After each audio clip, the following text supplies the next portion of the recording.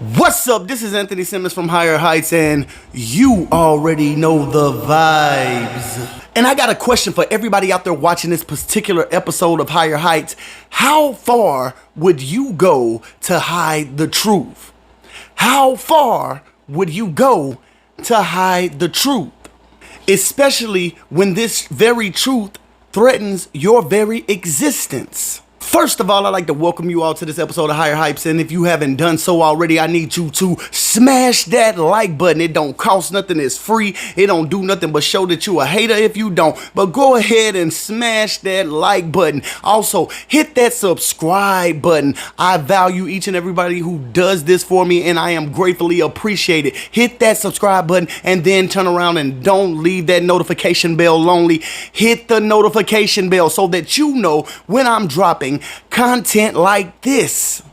Also, the question of the day is, how far would you go to hide the truth? If you got an answer to that, I need you to hashtag in the comments. Hashtag Higher Heights. I love to read the comments, and if it's good, you know you're getting a like and a heart, and you're getting a comment and a response back from me. So with no further ado, let's get it.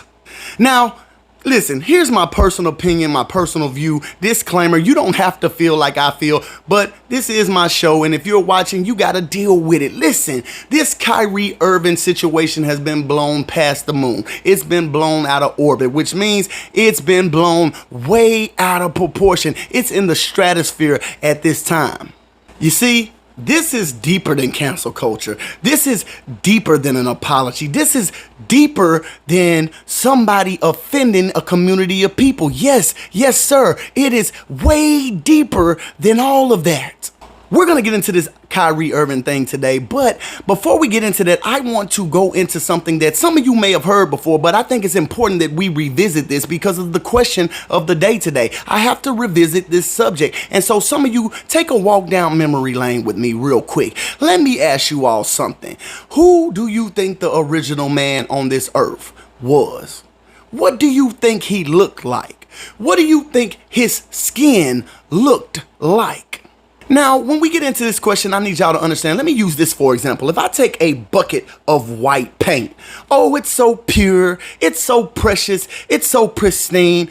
But I want to let you guys know that if I take that bucket of white paint, any color that I just throw a drop into that white paint, it's going to instantly create a version of that white paint that isn't white anymore. It creates a hue or a different tone that you cannot then consider white anymore. The white does not overtake pink. The white does not overtake blue or green or purple or any of the colors of the spectrum that I could add just a small dot to a whole paint of white. And that color then overtakes that white paint. Now you could take that same can of paint but add a different color, any color of the spectrum, but let's just use black paint for instance.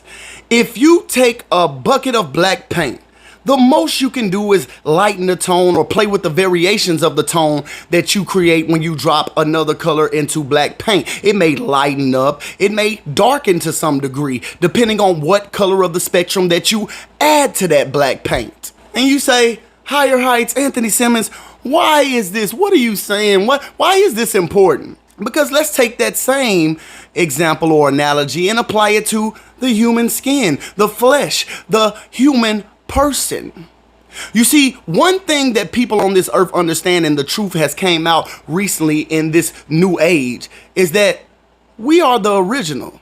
We are the original version of mankind. You see, from this skin tone, a lot of variations can be a possibility. You see, it's so dominant, this skin tone that you see on me. It's so dominant that if I were to sleep with a white Caucasian, that it will create another variation of me. See, a Caucasian or a white person cannot sleep with my type and not skew or create a hue that has anything to do with that version. So we are coming to a world, I said all that to say this, we are coming into a world where it's going to be full of brown people, full of people that look like me or perhaps even darker. Now, no matter what your hue or pigmentation may be, the lack of or the fullness of melanin that you may have in your body, I believe that God loves us all because we are all a creation of God. So don't get that twisted, first of all. But it hurts some people, some group of people, to know that they are not as dominant as they want to appear to be. They are not as empowered as they want you to perceive them to be. And at what lengths would they go to protect that perception that they are in power? Would you enslave or degrade or erase the memory of their history and their culture? Would you go so far as to make sure that every chance and opportunity you get, you put a knee on their neck? R.I.P. to George Floyd. How far would you go to hide the truth? You see, in the Bible I read, and I don't know if it's the same version that you guys are reading, it says, it proclaims that one day the first shall be last and the last shall be first. And if you know this truth, and if this is the word that you want spread across the world, if this is the book that's available to everybody, if this is the truth that's common knowledge that you cannot erase and you cannot get rid of, then you know that the people that have been perceived to be last will one day rise to become first. And that truth is something to be afraid of. Because, my friend, you see, that truth is filled with the possibilities of a lot of what ifs. What if they treat us like we treated them?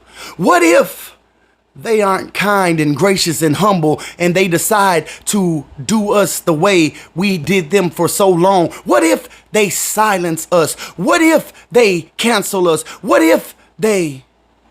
A lot of what ifs. Now you got to understand just how scary that term what if is. Because what if is filled with the possibility of uncertainty and is often bolstered by the fact that you know that karma is real. And it's also encouraged, the fear is encouraged by knowing the things that you've already done. See, oftentimes when two people are together and one of the parties in that relationship has cheated or done things that they weren't supposed to do, they often oppress the other partner. They often are hard on the other partner out of fear that they are doing the same thing. And it doesn't mean that partner is doing the same thing or even consider to doing the same thing as you did, but it's the fear of what if. And it's also piled on by the fact that you know that you actually deserve to be treated the way you were treated. If we were going by what you deserve to be treated this way. So the fear is very present and it's very real. So at what lengths would you go through to hide truth? Now let's talk about Kyrie Irving. In the case of Kyrie Irving, y'all, this is not about an anti-Semitic post about a movie promotion. No, come on, man. You got to understand, it's deeper than an anti-Semitic Instagram or Twitter post. You see, because they want to silence and mute and degrade and make him sorry and publicly shame and humiliate him and take money and finances from him and let you know he doesn't run anything. And he never said he ran anything, but they want to let you know, just in case there was a thought or inkling of anybody's mind to rise up, that he is wrong. And not only do they need to let us know as the masses, they need to really beat this point home with him, because they need to really drive this point home with the person who has the audacity to free somebody, who has the audacity, to be a Harriet Tubman, who has the audacity to be a Martin Luther King, who has the audacity to be a Malcolm X. Oh, they got to shut you up. And to the ones who are in the NBA association who are trying to pile on Kyrie Irving, let me stick here for just a second. You know, I'm a fan of the NBA. And what I want to tell you all is this. I'm always hearing about how we champion those of the 60s in the civil rights movement who stood up: Kareem Abdul-Jabbar, Bill Russell, Jim Brown, and those of that nature. They cheer and applaud Muhammad Ali and the stance they took in that time. And they say we don't have any of those soldiers these days who are willing to walk and march in that light. But let me tell you something. And you can cheer 40 years later now, or 60 years later, or how many some odd years later it is. You go back and you look into the annals of history and you say those men were brave and bold, and you can cheer and champion those men. But what you all seem to forget and cannot keep in your mind, because our memories seem to fade over time, it was not popular what they did at that time. When they took that stance, everybody wasn't willing to take that stance or ride that ride with them.